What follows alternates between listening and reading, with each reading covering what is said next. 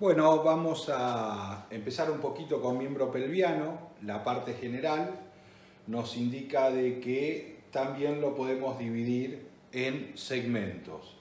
El primero de los segmentos es la cintura del miembro pelviano, ¿sí? Donde vamos a encontrar tres huesos fusionados de cada lado, que son el ilion, el isquion y el pubis. ¿Sí? Eso nosotros lo vamos a describir dentro de lo que es la pelvis ósea. El siguiente segmento, que es donde el miembro ya es móvil, es el muslo y presenta un hueso único, largo, que es el más largo de todo el organismo, que es el fémur. Después de eso viene la pierna, similar al esquema de torácico. Dos huesos, uno bien desarrollado, que es la tibia, y uno en forma de estilete, muy chiquito y ubicado en el lado lateral, falta en este preparado, que sería el peroné o la fíbula, también se lo llama. Después vamos a tener todo lo que llamamos pie, dividido también en tres segmentos: el tarso, el metatarso y el dedo. Tanto metatarso como dedo son muy similares al torácico, por lo tanto no los vamos a describir de nuevo. Les pido que noten la oblicuidad que tiene este miembro. Este miembro presenta ángulos articulares mucho más marcados que lo que veíamos en torácico. Y aparte de eso, el miembro recién tiene un segmento vertical a partir del tarso.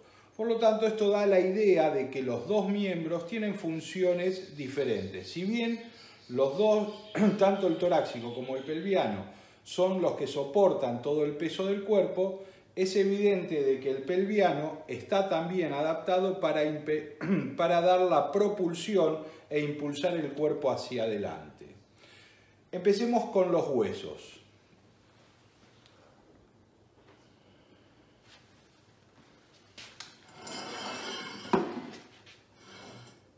Bien, vamos a tratar de describir este hueso que para ustedes es muy problemático. El conjunto de los tres huesos fusionados en el animal adulto es el coxal.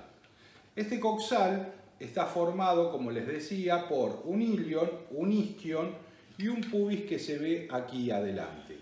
Hay dos coxales, uno derecho y otro izquierdo, y articulan entre ellos en el plano medio para formar una sínfisis, es decir, una articulación cartilaginosa que con el tiempo se va osificando. Pero también el ilion en la parte dorsal articula hacia el plano medio con el sacro. De esta manera se forma un cinturón óseo completo y el conjunto de estos huesos es lo que llamamos pelvis. Dentro de la pelvis hay una cavidad, la cavidad pelviana, que es muy importante para todo lo que tiene que ver con las maniobras obstétricas, ginecológicas y andrológicas. Sobre todo en los animales grandes donde tenemos la posibilidad del tacto rectal. Acá hay una pequeña divergencia con la nómina. La nómina considera a la pelvis como los dos coxales más el sacro. Nosotros incluimos las tres primeras vértebras caudales, porque ellas también forman parte del techo de la pelvis. Vamos a los huesos que a ustedes se les hacen muy problemáticos. El coxal lo podemos describir en conjunto o lo podemos describir también, ¿sí?, como hueso, como tres huesos separados. Vamos a tomar este criterio. Tomemos primero el ilion. El ilion es esta porción que viene desde aquí hacia proximal, ¿sí? Como pueden ver, es la parte de los huesos del coxal que articula con el sacro. Y es un hueso plano. Este hueso plano, ¿sí?, va a tener para diferenciarlo un cuerpo o columna, que es esta parte, y toda un ala, que es esta parte. Si yo veo el cuerpo va a tener una elevación que se prolonga hacia caudal para continuar hacia el isquion, y es lo que denominamos espina isquiática, ¿sí? Al ser un hueso plano, puedo diferenciar las dos caras que tiene, uno 2 y 3 bordes y 1, 2 y 3 ángulos. El tercer ángulo sería esta parte. Empecemos por las caras. La superficie lateral o cara lateral es bien plana y cóncava y presenta por lo menos 2 o 3 líneas diferenciables que son las que se denominan líneas glúteas. Ahí se van a fijar las distintas partes del glúteo medio y hacia acá, en otra pequeña línea glútea, se va a ubicar el glúteo profundo. Si me voy a la otra cara, esta cara que la denominamos sacroilíaca, va a tener 2 porciones también. Una porción ocupada por la articulación, que es lo que llamamos superficie articular, y una porción, ¿sí?, más lisa que se ubica hacia adelante, que es lo que llamamos porción ilíaca. Esta articulación que se forma acá, que es la articulación sacroilíaca, es una articulación muy especial por el tipo de conformación que tiene. Ya habían visto en perro que se comportaba con una articulación distinta. Acá también la vamos a ver que tiene modificaciones estructurales. Si me voy a los bordes, este borde, que es el borde craneal del hueso, ¿alcanzan a ver ahí? La cabeza del animal está hacia donde estaría mi mano. Este borde craneal es lo que denominamos comúnmente como cresta ilíaca y une estos 2 ángulos, que son, en el caso del equino y del bovino, eminencias. A este lo llamamos tuberosidad sacra, porque está prácticamente sobre el plano medio, y a esta tuberosidad coxal, que la puedo descomponer en varias tuberosidades, ¿sí? Después de este voy a tener este borde que está acá. Este borde que está acá no tiene muchas particularidades, pero si yo lo sigo hacia adentro, dirigiéndome hacia la superficie, voy a encontrar que desciende una pequeña línea que voy a llamar línea arqueada o arcuata. Esta línea arcuata que viene desde la articulación va a tener una zona un poquito más ensanchada, que es lo que se denomina tubérculo del psoas, porque acá termina el tendón del psoas menor. Más hacia el ángulo voy a tener 2 pequeñas fositas que son para el recto femoral. Y finalmente, lo que me quedaría acá sería describir este borde, que si ustedes ven, entre el ángulo y la espina isquiática me queda una profunda incisura. Esta la vamos a denominar incisura ciática o isquiática, ¿sí?, que es por donde se van a salir fundamentalmente el nervio ciático, pero también sale el glúteo, arterias, etcétera, etcétera. Me queda el ángulo articular. El ángulo articular del ilion es el acetábulo. En realidad, el acetábulo se forma por la reunión de los 3 huesos que forman el coxal. Es decir, que el ilion contribuye con una parte, el isquion contribuye con otra y el pubis contribuye con otra. Esto me da una fosa muy profunda, que es lo que llamamos en conjunto acetábulo. El acetábulo tiene toda una zona articular lisa que ustedes la pueden tocar, que es lo que se conoce como fascia o superficie semilunar. Pero en el fondo hay una fosa no articular que es para la fijación del ligamento de la cabeza del fémur. A su vez, el acetábulo va a presentar una interrupción de la superficie, que es lo que se denomina incisura acetabular. Hasta acá el hueso ilion.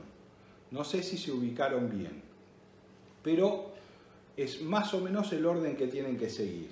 El isquion, que es esta parte que yo sostengo, también es un hueso plano. Va a presentar una superficie que es pélvica y una superficie que es ventral. Lo que ustedes pueden diferenciar, si bien acá la nómina utiliza nombres bastante complicados, es que este hueso tiene una porción, ¿sí?, que posee la faceta para formar el acetábulo y que se reúne con el ilion. Por dorsal de esa porción, de esa rama del hueso, aparece el comienzo de la espina isquiática. Y tiene otra porción acá que se va a terminar uniendo con el hueso pubis, ¿sí? Se describe también una superficie sinficiaria para que los isquion del lado derecho y del izquierdo articulen entre ellos.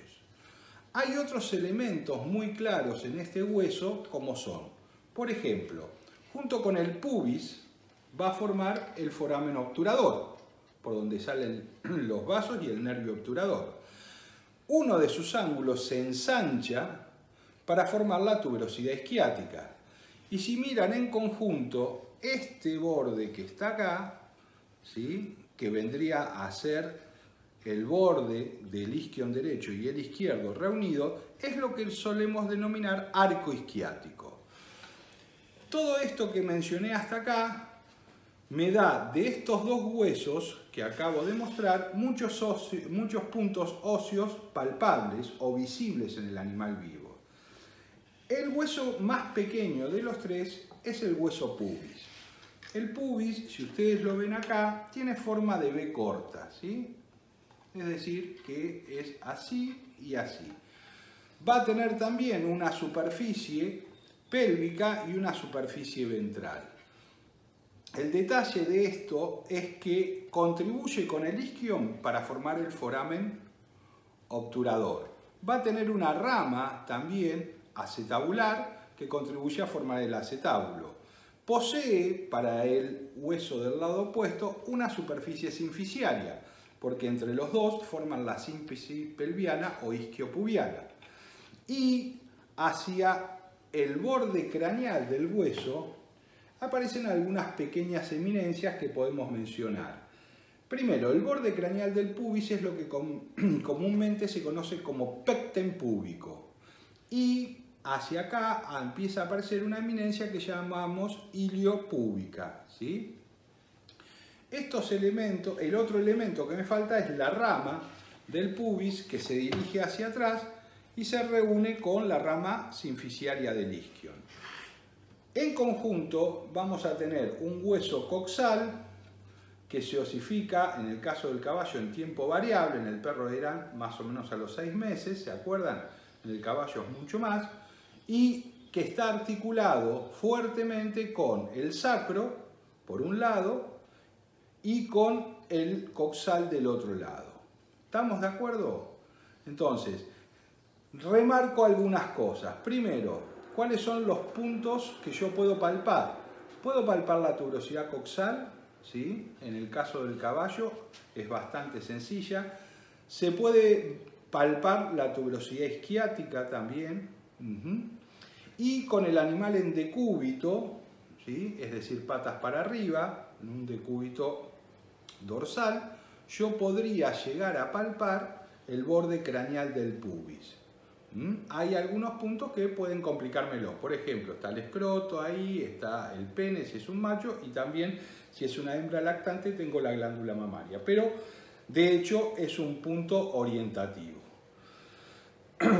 Hay algunas cuestiones de la pelvis que antes eran importantes. Si ustedes ven ahí, hay unos fierros atravesados, ¿sí?, que indican que acá se tomaban diámetros. Actualmente no se hace la pelvimetría porque se aplicaba fundamentalmente para saber si el canal del parto óseo duro era apropiado para la salida de ese feto, o si la hembra ya tenía un canal de parto como para mandarla a servicio. Sin embargo, estos elementos cada vez se han dejado más porque aparecieron otros métodos. Los diámetros que acá aparecen, yo les pido simplemente que, no que los recuerden, pero sí que traten de reflexionar sobre, no es lo mismo el diámetro vertical que yo levanto desde el pecten púbico hasta el promontorio del sacro. Ese diámetro lo voy a llamar conjugado porque es oblicuo, va a seguir este sentido, que el diámetro vertical, que cuando yo lo levanto verticalmente me va a cortar más o menos en la mitad del sacro. Por lo tanto, esta entrada a la cavidad pelviana, que para ustedes es bastante problemática de entender, es oblicua, bastante oblicua.